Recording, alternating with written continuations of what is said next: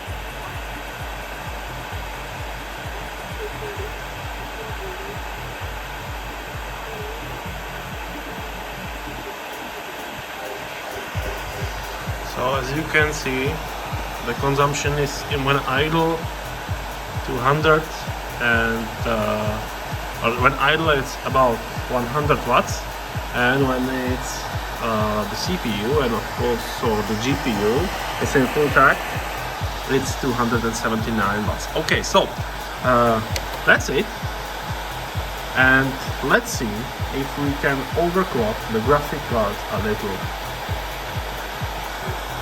Just now, as you can see, I overclocked the graphic card a little bit, so plus 5% for the power supply control, and I a little bit overclocked the memory and also the GPU clock core. So we will see the performance, which I will show you now. So you can see that the idle output or output when it's loading, it's 99 watts for the complete machine, which is still suitable because there is a hard drive and also SSD drive. As show you on the video, I'm using FPS monitor, and just now all the cores of the CPU are at a full throttle and it's overclocked. So this CPU basically has 2.6 GHz, but I overclocked it into 3.1 GHz because there was never problem with the CPU to overclock. I remember them when they were new. So the GPU and the CPU shows 270 watts totally when it's overclocked. But I still think that we can get a little bit more. So just now the GPU is at 71%, just 71%. So I will even increase the details. Let's now output really maximum details for the GTA 5. There is nothing else that I can turn on, only vertical sync, which I didn't. And now we can see that the GPU is working at 99%, okay? And we have approximately 23 frame rates per second. Now let's see the power consumption.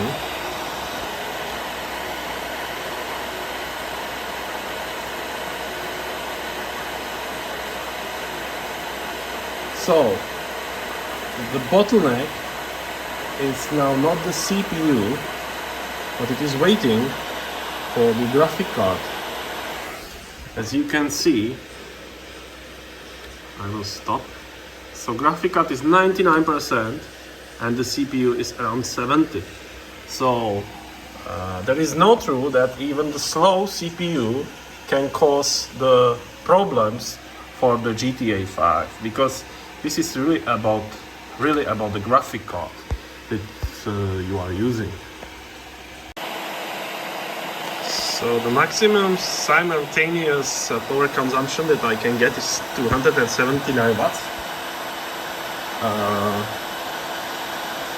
It's really, the noise, as you can hear, it's really terrible from this graphic card, and I will just reduce the details. So both units, as a CPU and GPU, will be on approximately same performance, because it's nonsense just to get it. Okay, so now we have over 40 FPS, which is, I think, quite suitable.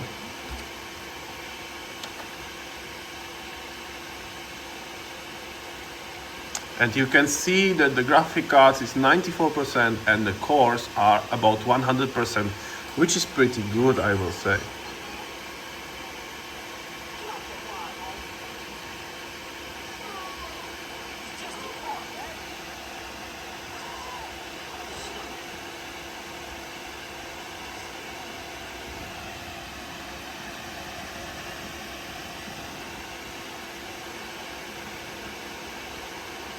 %91% and 100%. So we are just now no waiting for the CPU and the both GPU, and it's really maxed out. I just removed the MSA filtering to from times 8 to times 2, and the power consumption is still around 270 watts.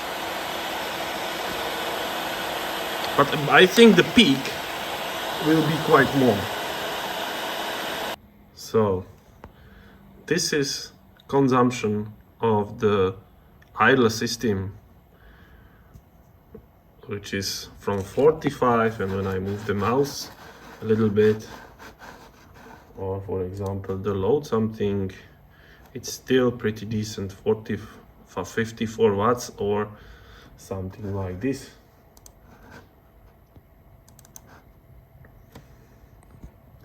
So now I will try the Metro Exodus. So Metro Exodus is just now loading, and you can see while loading there is 117 watts per power consumption. Without graphics, this is just the video. Okay, so this became even more interesting. As we can see, the output is over 300 watts.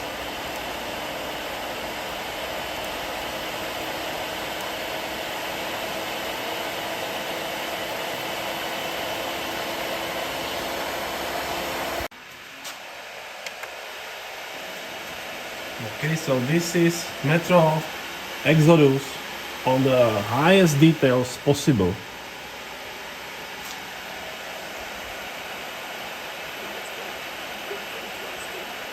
And you can see that the power consumption is even higher than on GTA 4. See, I saw the highest number, 351 watts. That was the highest number that I saw. For this graphic cards, I will recommend minimum 550 watts or 600 watts, but this is not such an important item. Important item is how many amperes does it have for just for the GPU. I will just show you the example of the power source that you might use for the graphic cards. As you can see, that this Seasonic is 380 watts, and for the graphic cards it has total 17 ampere, and the other 17 amperes are for the CPU. So this is really not suitable power source for any graphic cards that consumes over 150 watts. So this is really maximum 150 watts. This one, on the other hand, this is Seasonic 600 watts, and for CPU it's separated, and for the both graphic cards power supplies, because of course these high power graphic cards have two inputs, it's separated 18 and 18 amperes. Okay, so totally it's 36 ampere, and it's so. This is not the perfect example what the power source should like, but 36 ampere just for the VGA for this graphic card should be enough for the power. So this particular power source have 37 amperes, and as I've told you before, this is really the edge. So that's all really I wanted to show you today. Thanks for subscribing, and see you in the next videos.